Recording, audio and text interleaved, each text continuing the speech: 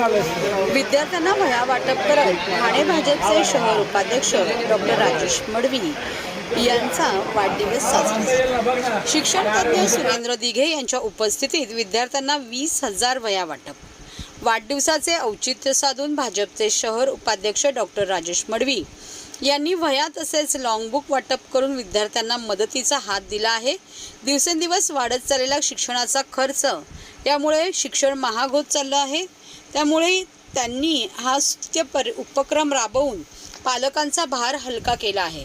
वास्तविक डॉक्टर मडवी यांचे वर्षभर शैक्षणिक कार्य सुरू असते, असे गौरवोद्गार सरस्वती मंदिर ट्रस्टचे अध्यक्ष शिक्षण तज्ञ सुरेंद्र दिघे यांनी काढले। नौपाडा येथील जनसंपर्क कार्यालयाबाहेर सोमवारी डॉक्टर मडवी यांनी विद्यार्थ्यांना तब्बल 20,000 वह्या वाटप केल्या।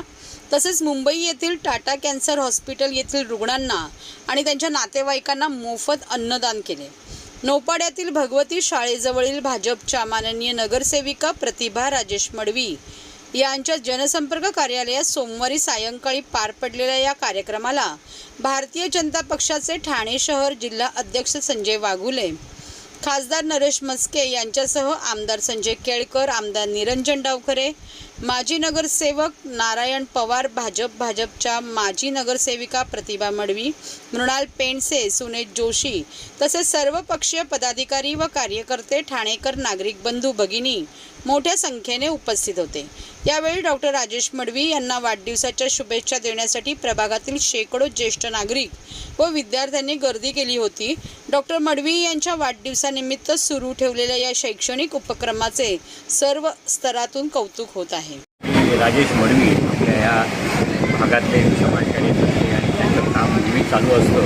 शाळेमध्ये आमच्या शाळेमध्ये ते विविध आमच्या संबंधित येत असतात आणि मुलांच्या आमच्या ज्या ज्या अडचणी असतात त्या निमित्त होत असतात। त्यांनी CCTV कॅमेरे आम्हाला दिले। आज त्यांच्या वाढदिवसानिमित्त त्यांनी हा अतिशय खरोखरच एक अभूतपूर्व कार्यक्रम केलेला आहे की ज्या मुलांना आता ह्या वह्यांचं वाटप चालू आहे ते खूप उपयोगी आहे। कारण आता ह्या वर्षी शिक्षण साहित्य जवळजवळ 3.5% आहे वाढलेला आहे। खर्च पालकांचा हा खर्च वाढलेला आहे। त्याचा थोडासा तरी हातभार हा मडवी साहेबांच्या आता ह्या पुस्तक वह्या वाटण्यामुळे होणार आहे।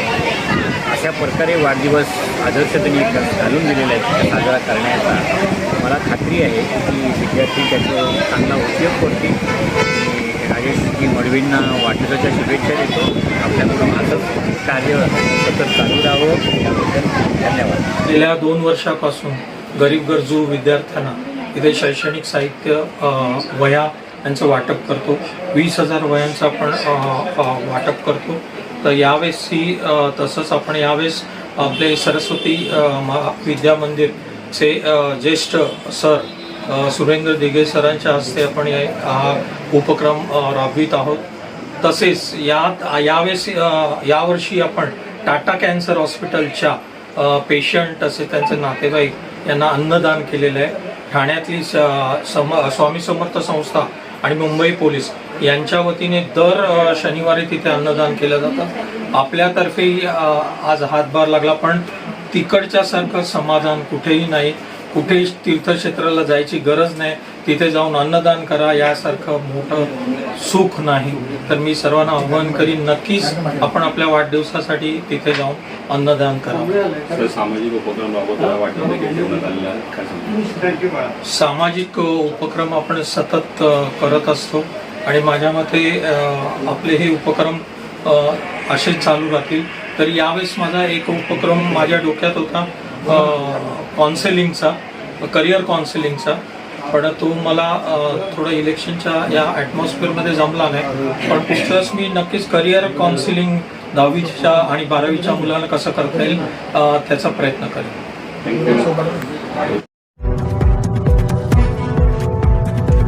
सर्व नागरिकांना आवाहन करण्यात येत आहे की सध्या डासांमार्फत पसरणाऱ्या डेंग्यू या आजाराचा प्रसार रोखण्यासाठी प्रत्येकाने पुढील प्रमाणे कार्यवाही करावी। डेंग्यू आजार एडिस इजिप्टी हा डास चावल्याने होतो। या डासांची पैदास साचलेल्या किंवा साचवलेल्या स्वच्छ पाण्यामध्ये होते। 8 दिवसांपेक्षा जास्त दिवस पाणी उघडे व साचून राहिल्यास त्यात डास अंडी घालतात। अंड्यांच्या अळ्या तयार होऊन पुढे डास तयार होतात। यासाठी आपल्या घरातील पाणी साठे उदाहरणार्थ बॅरल्स, पिंपे, टाक्या, हौद, रांजणे इत्यादी दर आठवड्याला रिकामे करून घासून पुसून कोरडे करून पुन्हा भरावे. 1 दिवस कोरडा दिवस म्हणून पाळावा. पाणी साठ्यांना घट्ट झाकणे बसवावीत किंवा जुनी साडी, चादर, धोतर यांनी बांधून झाकून ठेवावीत, म्हणजे डास त्यात जाऊन अंडी घालणार नाहीत.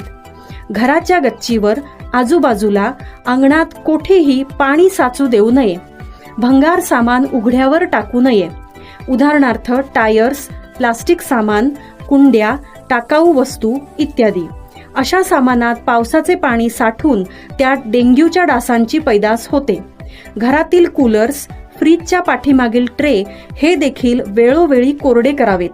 लक्षात ठेवा, नुसत्या फवारणीने डास घनता कमी होत नाही, तर त्यासाठी डास पैदास ठिकाणे नष्ट करणे ही आपल्या सर्वांची जबाबदारी आहे.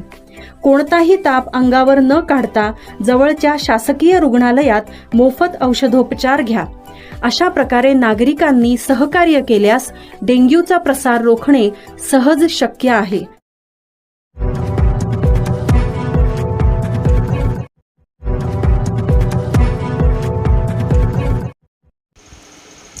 पाणी गाळून आणि उकळून पिण्याचे महापालिकेचे आवाहन. पावसाळ्याचे दिवस सुरू झाले असून या काळात पिण्याच्या पाण्यातून जलजन्य रोगांचा प्रसार होण्याची शक्यता असते. त्यामुळे नागरिकांनी आरोग्याच्या दृष्टीने दक्षतेचा उपाय म्हणून पिण्याचे पाणी गाळून आणि उकळून प्यावे, असे आवाहन ठाणे महापालिकेने केले आहे. नागरिकांनी आपल्या इमारतीमध्ये असलेल्या जमिनीखालील व इमारतीखालील वरील पाण्याच्या टाक्या आतून स्वच्छ करून घ्याव्यात. पाण्याची टाकी सभोवतालची जागा स्वच्छ ठेवावी. या उपायांमुळे जलजन्य रोगांचा प्रसार टाळता येईल. त्यामुळे नागरिकांनी ही दक्षता घ्यावी, असे आवाहन महापालिकेने केले.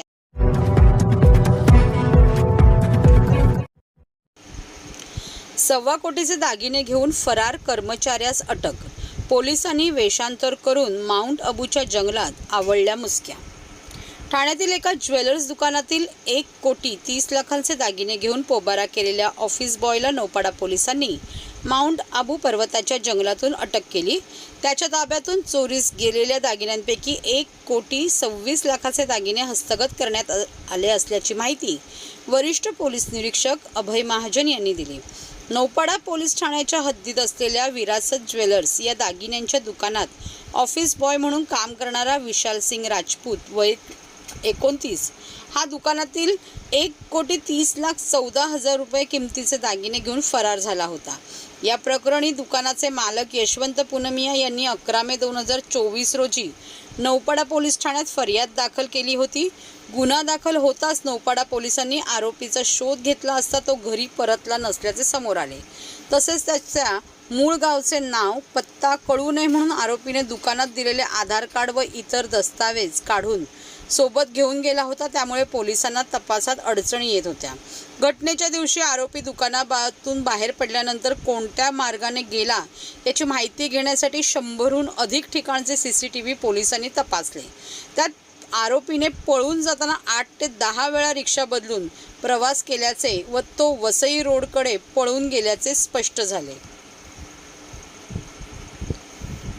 याच दरम्यान आरोपी राजस्थानमधल्या माउंट आबू येथे लपून असल्याची माहिती पोलिसांना 2 जून 2024 रोजी मिळाली. नौपाडा पोलिसांचे एक पथक त्वरित माउंट आबू येथे रवाना झाले. पोलिसांनी तेथे जाऊन आरोपीची चौकशी केली असता तो जंगलात लपून असल्याची माहिती मिळाली. पोलिसांनी जंगलात वेषांतर करून या आरोपीवर पाळत ठेवून अखेर त्यास 7 जून रोजी अटक केली. आरोपीने गुन्ह्याची कबुली दिली असून त्याच्या ताब्यातून 1,26,00,000 दागिने जप्त करण्यात आल्याची माहिती पोलिसांनी दिली. आरोपीस न्यायालयाने 12 जूनपर्यंत पोलीस कोठडी सुनावली आहे. विरासत ज्वेलर्सचे जे मालक आहेत यशवंत पुनमिया यांनी फिर्याद दिली की त्यांच्या दुकानामध्ये ऑफिस बॉय आणि सेल्समन म्हणून विशाल सिंग राजपूत म्हणून जो कामगार कामाला होता, त्यांनी त्यांच्या दुकानातून विश्वासघात करून जवळपास 1807 ग्रॅम वजनाचे दागिने, त्याची किंमत साधारणतः 1,30,00,000 रुपये आहे, ते चोरी केलेले आहेत. तर या संदर्भात आपण नौपाडा पोलीस स्टेशन येथे गुन्हा क्रमांक 641/2024 गुन्हा दाखल करण्यात आलेला आहे. आणि त्या गुन्ह्याचा तपास नौपाडा पोलीस स्टेशनचे गुन्हे प्रगटीकरणाचे अधिकारी जे आहेत ते सपोनी मंगेश भांगे यांनी सदरचा गुन्ह्याचा तपास केलेला आहे. तर सदर गुन्ह्याचा तपास करत असताना आरोपीची माहिती जेव्हा आम्ही काढली तर असं लक्षात आलं की आरोपीवरती पूर्वी देखील एल.टी. मार्ग पोलीस स्टेशन येथे एक चोरीचा गुन्हा दाखल आहे. आणि आरोपीचा शोध घेत असताना आम्ही जवळपास ठाणे शहरातील 100हून अधिक सीसीटीव्ही फुटेज तपासले. तर सीसीटीव्ही फुटेजमध्ये असं निदर्शनास आलं की आरोपी हा जवळपास ठाणेपासून त्यांनी वसईपर्यंत प्रवास केलेला आहे आणि जवळपास त्यांनी 8 ते 10 रिक्षा बदलल्या आहेत. तसेच त्यांनी राज्याबाहेरही प्रवास केलेला आहे. तर गुजरात आणि राजस्थान येथे देखील त्याने गेल्याचा निदर्शनास आलेला आहे. तर गुन्ह्याचा तपास करत असताना सोपोनी भांगे जे आहेत त्यांना अशी माहिती मिळाली की आरोपी जो आहे तो माउंट आबू परिसरात लपून बसलेला आहे. तर त्या अनुषंगाने आम्ही माउंट आबू परिसरात त्यांनी आरोपीचा शोध घेतला आणि आरोपी जो आहे तो माउंट आबू परिसरातील जंगलामध्ये वेषांतर करून राहत होता. दिवसा तो वेषांतर करून राहत असे जंगलामध्ये आणि रात्री तो बसने प्रवास करत असे. आरोपीची विशेष मोडस अशी होती की त्याने लॉजवर कधी तो राहिलेला नाही किंवा त्याचा मोबाईल त्यांनी वापरलेला नाही. त्याने त्याचा मोबाईल जो आहे तो त्याने मुंबईमधूनच एका चालत्या ट्रकमध्ये त्याने ठेवला होता जेणेकरून पोलिसांना त्याचं वेगळं लोकेशन मिळेल. परंतु अत्यंत शिताफीने आमची तपासाची टीम जी आहे मंगेश भांगे आणि त्यांची टीम यांनी अत्यंत शिताफीने त्याला माउंट आबू परिसरातून ताब्यात घेतलेला आहे आणि त्यांनी चोरी केलेल्या मालापैकी जवळपास 95% मुद्देमाल 1745 ग्रॅम मुद्देमाल जो आहे 1,26,00,000 तो हस्तगत करण्यात आलेला आहे. त्याला किती दिवसाची कोठडी आहे पोलीस त्याला 7 जून रोजी अटक करण्यात आलं होतं आणि 12 जून पर्यंत पोलीस कोठडी आहे. आरोपीवरती एक पूर्वीचा 2016चा एल.टी. मार्ग पोलीस स्टेशन येथे चोरीचा गुन्हा दाखल आहे. यापूर्वी त्यांनी चोरी केली त्याचे कुठले साथीदार आता आहेत का त्याच्याबरोबर? नाही, सध्याचा गुन्हा त्यांनी एकट्यानेच केलेला आहे. असे जे कामगार या ठिकाणी कामाला ठेवतात त्याबद्दल ज्वेलर्स असोसिएशनला काय आवाहन कराल? ज्वेलर्स असोसिएशनला माझं हे आव्हान आहे की त्यांनी कोणतेही कामगार कामावर ठेवताना कृपया तरी पार्श्वभूमी तपासावी जेणेकरून अशा घटना टाळता येतील. मागे देखील आपल्या हातात अशाच प्रकारची चोरी झाली होती. त्या देखील जो आहे नोकराचा जो आहे चोरीमध्ये समावेश होता. कशा प्रकारे जे आहे कामगार ठेवण्यापूर्वी मालकांनी जे आहे खबरदारी घेतली पाहिजे? मालकांनी मी असं त्यांना आवाहन करेन की पोलीस व्हेरिफिकेशन करावं त्यांच्याकडे जे कामगार आहेत त्यांचे काही गुन्हेगारी रेकॉर्ड वगैरे पूर्वीचं आहे का, त्यांनी असे काही प्रकार केलेत का जेणेकरून ज्या अशा होणाऱ्या घटना असतील तर टाळता येतील. आरोपी शिक्षण काय होतं? आरोपी हा 10वी शिक्षण झालेलं आहे त्याचं.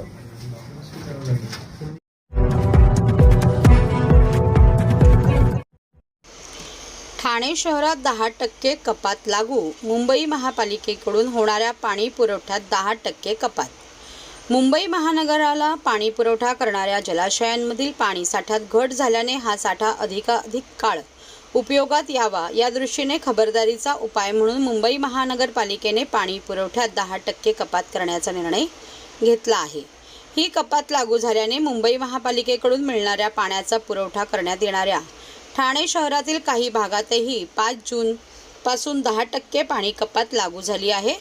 ठाणे महापालिका क्षेत्रात मुंबई महापालिकेच्या स्तोत्रातून 85 MLD पाणी मिळते. या पाणी साठ्यात महानगरपालिका हद्दीतील नौपाडा, पाचपाखाडी, हाजुरी, लुईसवाडी, रघुनाथनगर, नामदेववाडी, साईनगर, रामचंद्रनगर 1, किसननगर नंबर 1, किसननगर नंबर 2, शिवाजीनगर, पडवळनगर, जनता झोपडपट्टी, शिवशक्तीनगर, करवालोनगर, अंबिकानगर, ज्ञानेश्वरनगर, जय भवानीनगर, काजूवाडी, जिजामाता नगर, बाळकुंपाडा नंबर 1, लक्ष्मीनगर, आंबेडकर नगर, मानपाडा, नळपाडा, कोपरी, धोबीघाट, गावदेवी, लुईसवाडी, जलकुंभ, टेकडी, बंगला, जलकुंभ, भटवाडी, इंदिरानगर, आनंदनगर, गांधीनगर, कोपरी, कन्हैयानगर या परिसरात पाणी पुरवठा केला जातो.